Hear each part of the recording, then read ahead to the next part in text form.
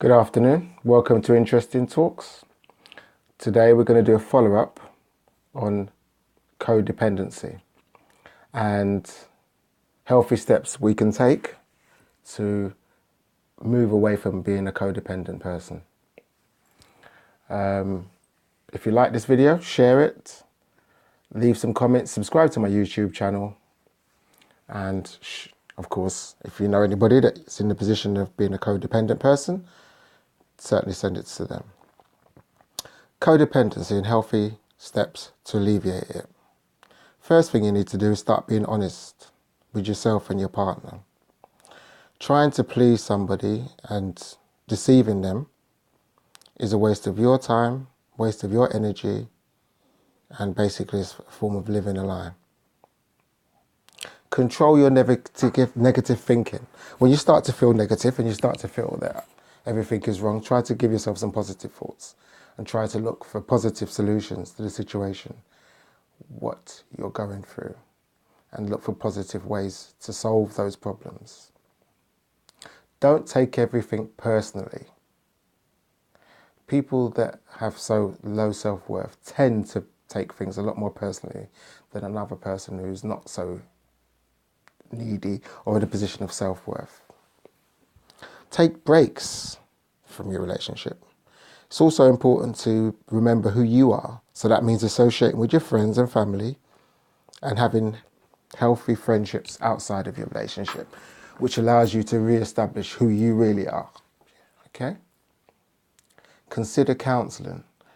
You could go by yourself, you could go with your partner, and the feedback that you'll get from your counsellor will identify the problems that you have in your relationship and where you are not being authentic to yourself, i.e. you're over catering for somebody else. You could also rely on peer support. That's your friends and even work colleagues or anybody that you have a relationship with that you feel that you can talk to about a situation like this. Another thing is setting boundaries. If somebody hits you, sexually abuses you, mentally abuses you, you have the right to put up your hand and say, that's not correct. And you know, if you continue to do that, I think we should go our separate ways. You have that right. You're human, you only have one life. People that are codependent tend to look for people to love who they can rescue and pity. How can you be responsible for somebody who you have to rescue all the time and show them pity? That's not healthy. That should be going both ways, not just from one person to the other. You feel responsible for that person's actions.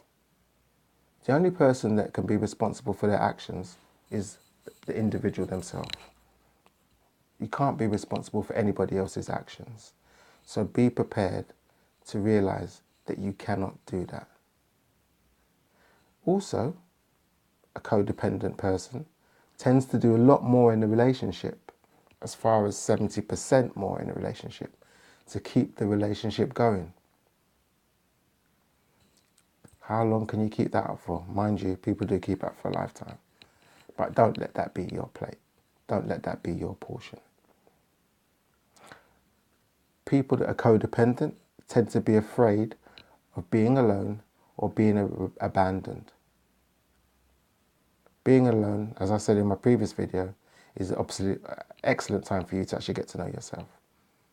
And nobody's abandoned. Somebody's always out there that you could find to love on a healthy, mutual, 50-50, 60-40, worst case scenario, 70-30 relationship.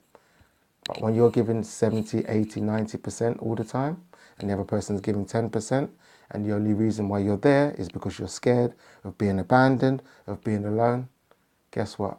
It's a very unhealthy relationship. You cannot be responsible for your partner's happiness. Happiness probably comes from within. So if you're not happy as an individual or your partner's not happy as an individual, then they need to do things to see why they're not happy, find out what makes them happy, and work towards doing that. Whether that's a career change, whatever changes it may incur, that is what that person's got to do. You yourself cannot make somebody else happy. And if you think you can, you're fooling yourself. Need for approval from others. Codependent people, they need other people's approval to justify their self-worth. And, you know, the only approval what you need is your approval of yourself. And if you can approve yourself, then other people that like you will approve you, and people that dislike you will dislike you all the same.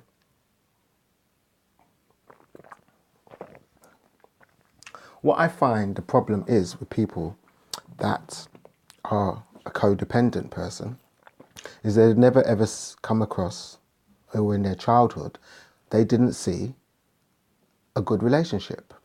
So they don't know what a good relationship is. So when they get into adulthood, they themselves are emotionally bankrupt. So they look for somebody that they think will need them and that they can rescue and that they can help and that they can save as a way of justifying their own self-worth. And if you listen to this and if you think about this and if you apply this to yourself, you can see how foolhardy that is and how you'll be chasing something that can never be obtained.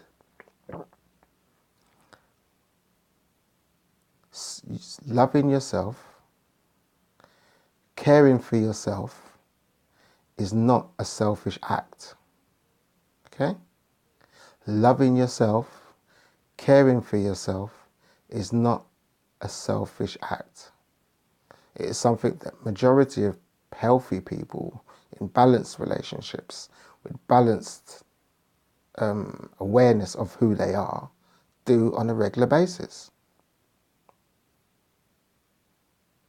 So if this is you, if this resonates with you in any way, or you know people that it will resonate with, please share it.